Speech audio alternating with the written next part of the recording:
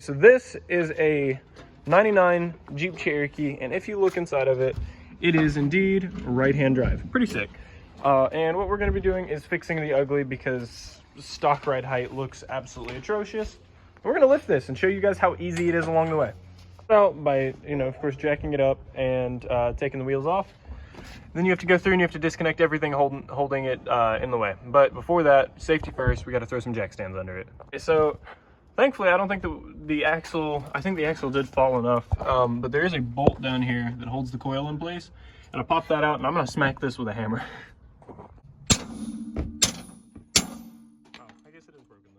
Start out by having your lovely assistant Garrett compressing the springs because we don't feel like dropping the axle out anymore. No. Let's see it.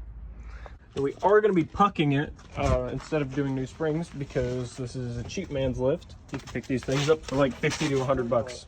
What? It's like 40 bucks. Maybe back when me and you bought them, but I don't know about now. Okay, yeah. Where?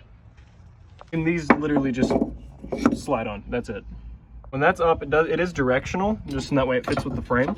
You slide the spring in, and then it just goes. I can't do that with one hand. But you slide the spring in, and then you have a 2-inch lift. All right, so now we have the front lift on. We're gonna go ahead and we're gonna mount the tires so we can see what it looks like under its own weight. Now these wheels and tires are gonna look pretty familiar because they are indeed some that we just had laying around.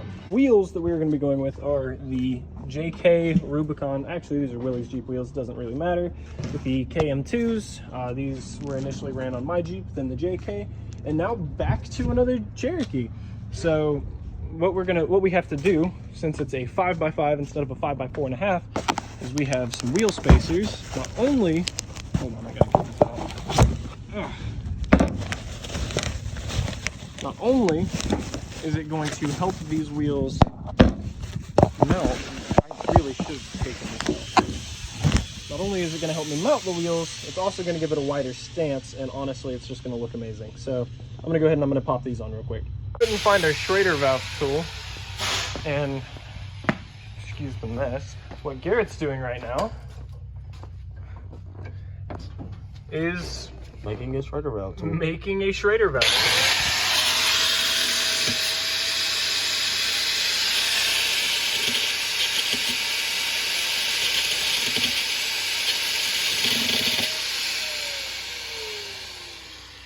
That's not some redneck science, I don't know what it is.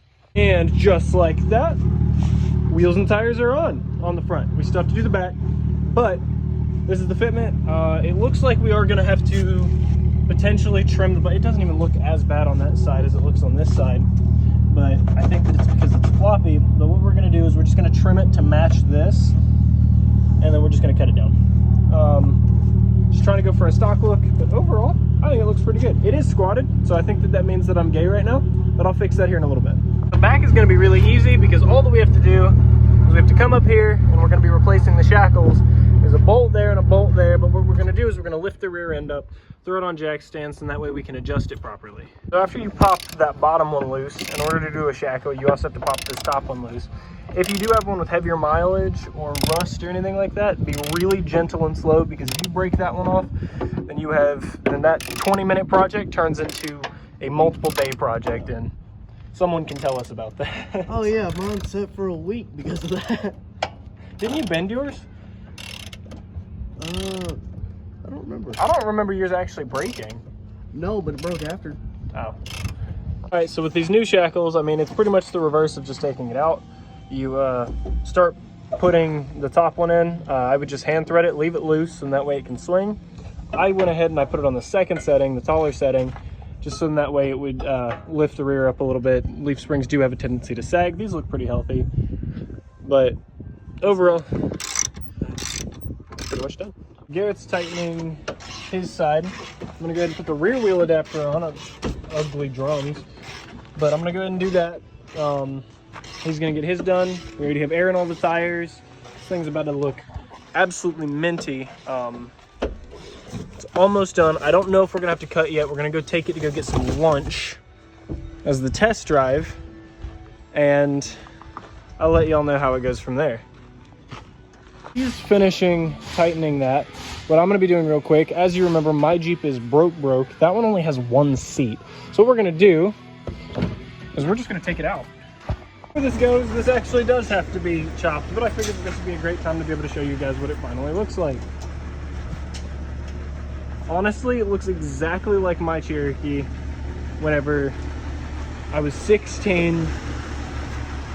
Like, this is spitting image, except I took these off and I had 3 of the 4 fenders cut off, just because I don't know why I didn't do the last one. So Garrett, we were test driving it. Yep. And I mean, it looks amazing, it drove amazing, but then the temp gauge pegged, and we popped the hood and it's smoking from right here. You can definitely see it on camera, but smoking from right down there, and it's definitely toasty. So we're gonna get some food and then we're gonna figure that out, I guess. Or we got our food. He's moving some stuff around because we do not have a passenger seat, we do not have back seats. Nope. But we're rolling, and we got some water. There was 0 coolant in the entire Jeep, but now that it's all filled up, it's bled in the parking lot. The temp is looking beautiful. And I'm sitting on the floor. He is indeed sitting on the floor. So here's the thing, is that this Jeep got offered to me to buy it. It is not mine, but, and I haven't made any finalizing decisions on it, but if you are keeping track of the rest of our social media, as it sits right now, my Jeep is beyond broken, and I don't really have the time to be able to fix it with some of the other projects that I have going on right now, and I do need a new platform. But in my eyes, I think this Jeep is perfect the way that it sits as is. On the 32s, light lift, it's a right-hand drive Cherokee, and it really is really cool. There's some little things that it needs here and there, but it really is, the way that it sits, an absolutely amazing Jeep that I enjoy driving. But for right now, that's all that there is to it, and I'll keep you guys posted if I do anything else.